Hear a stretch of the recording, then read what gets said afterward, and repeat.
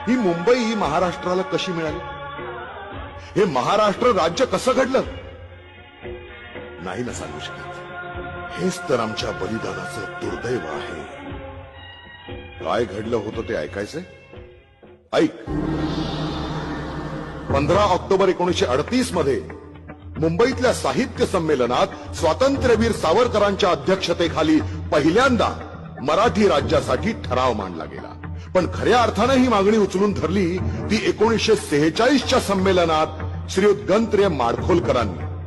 आणि त्यासाठी संघटित प्रयत्न करता यावेत म्हणून काँग्रेसचे ज्येष्ठ नेते शंकरराव देव यांच्या अध्यक्षतेखाली संयुक्त महाराष्ट्र परिषदेची स्थापना झाली. 15 ऑगस्ट 1947 भारत स्वतंत्र झाला आणि पहिले पंतप्रधान म्हणून पंडित नेहरू विराजमान झाले.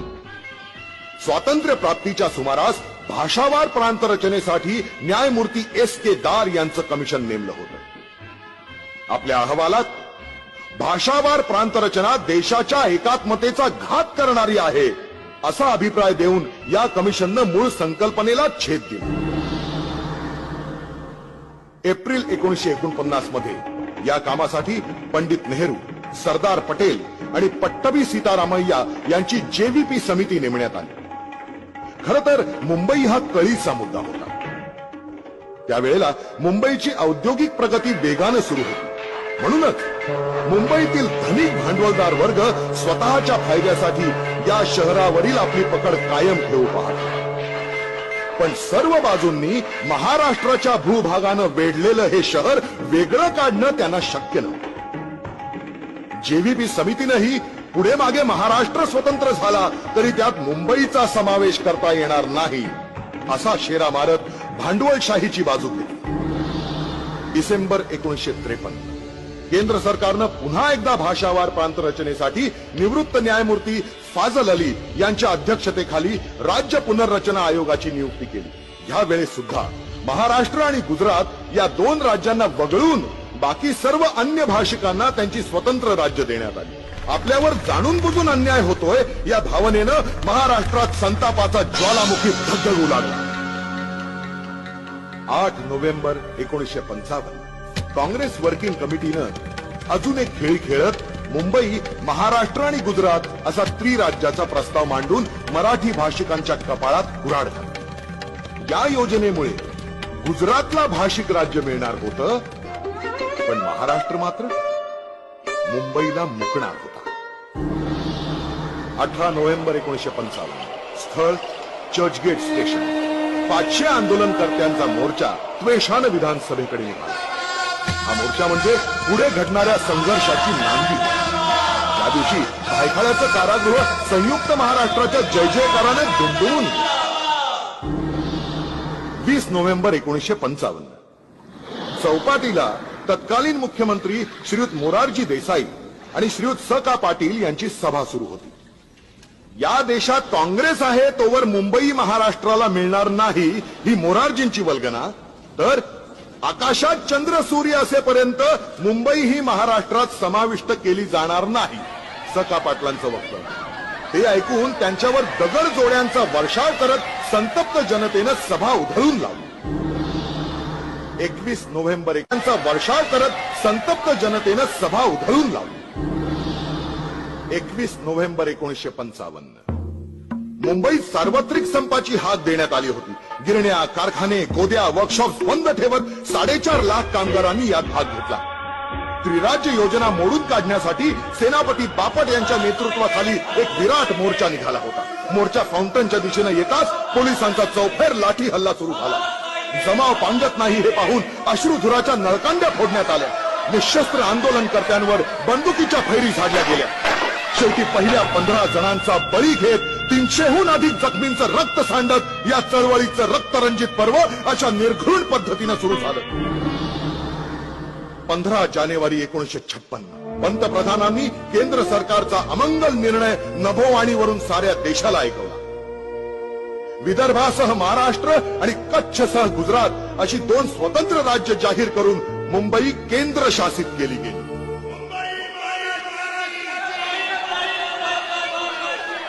संतप्त झालेली मुंबईची जनता त्या रात्रीच निदर्शनासाठी रस्त्यावर उतरली. निदर्शकांविरुद्ध कठोर कारवाईचे आदेश देण्यात आले होते.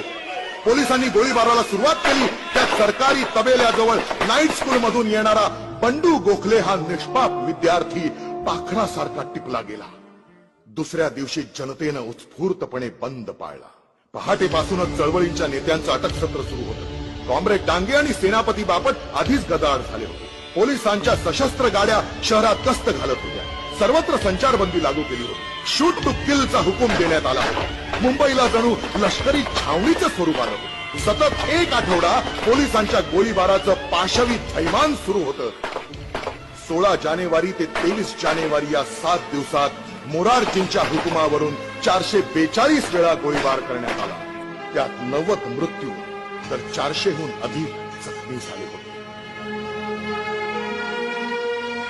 मुंबई शांत होण्याची चिन्ह दिसत नव्हती. संपूर्ण महाराष्ट्र पेटून उठला होता. या आंदोलनाचं रौद्र स्वरूप पाहून महाराष्ट्र काँग्रेसचे नेते हादरून गेले. विधानसभेत या गोळीबाराच्या चौकशीची मागणी सुद्धा हुकुमशहा मोरारजींनी फेटाळून लावली. स्वातंत्र्य मिळून अवघी 9 वर्ष होत नाहीत तोच एवढं भयंकर क्रौर्य मराठी भूमिपुत्रांच्या वाट्याला आलं. ऐनवेळी परिषद बरखास्त करून शंकरराव देवांनी चळवळीतून माघार घेताच लढा पुढे चालू ठेवण्यासाठी एस.एन. जोशी यांच्या नेतृत्वाखाली संयुक्त महाराष्ट्र समिती उदयाला आली. मुंबईतल्या गोळीबाराचे पडसाद दिल्लीतही उमटले. अर्थमंत्री चिंतामणराव देशमुख यांनी मुंबई केंद्रशासित करण्याच्या विरोधात आपल्या मंत्रिपदाचा राजीनामा दिला. लोकसभेत नागरी स्वातंत्र्याची गळचेपी करणारे तुम्ही एक हुकुमशहा आहात अशी मर्मभेदी तोफ डागत नेहरूंसह साऱ्या सभागृहाला त्यांनी अचंबित करून सोडले. या प्रसंगानं लक्षावधी मराठी जनतेत क्रांतीचं स्फुल्लिंग चेतवलं. कम्युनिस्ट, समाजवादी, प्रजा समाजवादी, शेतकरी कामगार संघटना, सोशलिस्ट असे अनेक पक्ष आपले भेद, पक्षीय प्रतिमा बाजूला ठेवून अखंड महाराष्ट्रासाठी समितीच्या झेंड्याखाली एकवटले. या लढ्यात तरुणांनी तर आहुत्या दिल्याच, पण अहिल्या रांगणेकर, विमल रणदिवे, गोदावरी परुळेकर, कॉम्रेड तारा रेड्डी अशा अनेक महिलांनी या लढ्याचं नेतृत्व करत गोळीबार, तुरुंगवास कशाचीही तमा बाळगली नाही. एकीकडे आचार्य अत्रे आपल्या घणाघाती भाषणांनी सरकारवर प्रहार करत होते, तर बाळासाहेब ठाकरे मावळा या नावानं व्यंगचित्र काढून सरकारची व्यंग लोकांसमोर आणत होते. 27 जुलै 1956 जय महाराष्ट्र 2000 मराठी भूमिपुत्रांनी थेट संसदेवर धडक दिली. शाहीर अमर शेख यांनी डफावर थाप मारून जागा मराठा आम जमाना बदलेगा म्हणत दिल्लीचा तख्त हलवून सोडलं. शेवटी केंद्र शासित मुंबईचा निर्णय सरकारला गुंडाळून ठेवावा लागला. पण संघर्ष अजूनही संपला नव्हता. ऑक्टोबर 1956 लोकसभेतील बहुमताच्या बळावर मुंबईसह महाराष्ट्र आणि कच्छ सौराष्ट्रसह गुजरात असे एकत्र आणून नेहरूंनी द्विभाषिक राज्य लादलं. या नव्या राज्याला मुंबई राज्य असं नाव देऊन महाराष्ट्र ही अक्षरच पुसून टाकण्याचा डाव होता. नेमकं याच वेळी महाराष्ट्राचं अस्तित्व टिकवण्यासाठी आचार्य अत्रे यांचा दैनिक मराठा रणांगणात उतरला आणि संपूर्ण महाराष्ट्र ढवळून निघाला. परिणामी मार्च 1957च्या विधानसभेच्या निवडणुकीत काँग्रेसचं पानिपत करून समितीनं आपल्या विजयाचे चौघडे वाजवले. मुंबईसह संयुक्त महाराष्ट्र होणार असा संकेत देत मुंबई महानगरपालिकेवरही आपला ध्वज फडकावला. 30 नोव्हेंबर 1957 प्रतापगडावर शिवाजी महाराजांच्या अश्वारूढ पुतळ्याचं अनावरण पंडित नेहरूंच्या हस्ते होणार होतं. महाद्विभाषिकांच्या विरोधात लोकशाहीर अण्णाभाऊ साठे, क्रांतिसिंह नाना पाटील, आचार्य अत्रे, एस.एन. जोशी, कॉम्रेड डांगे, सेनापती बापट, प्रबोधनकार ठाकरे, कॉम्रेड मिरजकर, दादासाहेब गायकवाड, गुलाबराव गणाचार्य अशी 52 कशी नेतृत्वाची फळी. 2 कौडी के मोल मराठा बिकने को तैयार नहीं अशा आविर्भावात काळे झेंडे घेऊन उभी ठाकल्यावर कोणाची विषाद उरली आहे. नेहरू शांतपणे मान खाली घालून मोटारीतून निघून गेले. 8 मार्च 1960 मुंबईसह महाराष्ट्र राज्य संमत होऊन मुंबई सरकारनं द्विभाषिक राज्याचा शेवट करण्याची घोषणा केली. 30 एप्रिल 1960 नेहरूंनी संध्याकाळच्या प्रचंड सभेत महाराष्ट्र राज्याची द्वाही फिरवली. रात्र 10 वाजता मुंबईत हजारोंच्या संख्येनं एकत्र येत लोकांनी मशाल मिरवणूक काढली आणि ठीक 12 वाजता इथेच याच जागेवर येऊन 106 हुतात्म्यांना श्रद्धांजली वाहिली. सरते शेवटी बेळगाव, कारवार हे म्हैसूर राज्यात घालून डांग सारखी 208 मराठी भाषिक गावं आणि 50 कोटी रुपये गुजरातला बहाल करत मुंबईसह महाराष्ट्र राज्य भारताच्या नकाशावर अवतरलं. 1 मे 1960 लाखोंच्या संख्येनं उपस्थित असलेल्या जनसागराच्या साक्षीनं महाराष्ट्र राज्याचा जन्मोत्सव सोहळा मुख्यमंत्री यशवंतराव चव्हाण यांच्या हस्ते साजरा झाला. असा हा महाराष्ट्र म्हणजे संतांची भूमी, विचारवंतांची, सुधारकांची, बुद्धिमंतांची कर्मभूमी. कितीतरी मराठी सुपुत्र ज्या मातीनं दिले तो हा महाराष्ट्र. राजकारण, समाजकारण, विज्ञान, साहित्य, संस्कृती, क्रीडा अशा प्रत्येक क्षेत्रात महाराष्ट्राला आणि देशाला नावलौकिक मिळवून देण्यासाठी मराठी माणूस नेहमीच अग्रेसर राहील. मग आज याच महाराष्ट्राच्या राजधानीत मराठी माणसाला अपमानित का व्हावं लागतंय? घरापासून रोजगारापर्यंत त्याला डावललं जात आहे. ज्या गिरणी कामगारांनी आणि शेतकऱ्यांनी भांडवलशाही विरुद्ध लढा देत मुंबई मिळवली, त्या शेतकऱ्याला आज आत्महत्या कराव्या लागत आहे. गिरण्यांच्या जागी हायफाय मॉल उभे राहून गिरणी कामगार देशोधडीला लागलाय. ज्या शिवतीर्थानं महाराष्ट्र राज्य निर्मितीचा सोहळा पाहिला, त्याच शिवतीर्थावर लालू, मुलायम सारखे उपरे येऊन मराठी माणसाला आव्हान देतात आणि स्वतःला मराठी म्हणवणारे आपले राजकारणी वेगळे झेंडे घेऊन आपापसात भांडतात. आज काही महाराष्ट्र द्वेषी अमराठी विचारतायत, मुंबई कोणाच्या बापाची? अरे जाऊन सांगा त्यांना, मुंबई ही मराठी माणसाच्याच बापाची. कारण ज्यांनी आपलं रक्त सांडून ही मुंबई मिळवली त्यात तुझे वडील आहेत, तुझे आजोबा आहेत, तुझे पणजोबा आहेत. सावध हो.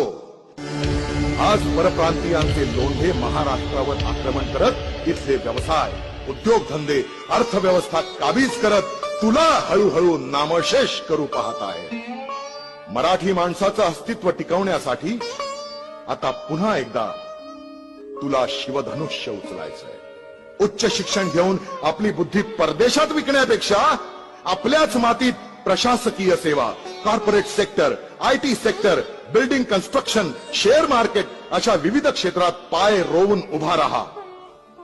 परप्रांतीयांचा केवळ द्वेष करण्यापेक्षा त्यांची आक्रमकता, चिकाटी आणि मेहनत करण्याची वृत्ती आत्मसात करून कुठलेही छोटे मोठे व्यवसाय करायला लाज बाळगू नकोस. आणि स्वतःची प्रगती करत असताना मराठी समाजाला सुद्धा बरोबर नेण्यासाठी संघटित प्रयत्न कर. आज जर कच खाशील तर हे मराठ्यांचं राज्य जाऊन कुणीतरी उपरा महाराष्ट्राचा मुख्यमंत्री बनत तुला डोकं सुद्धा वर काढू देणार नाही.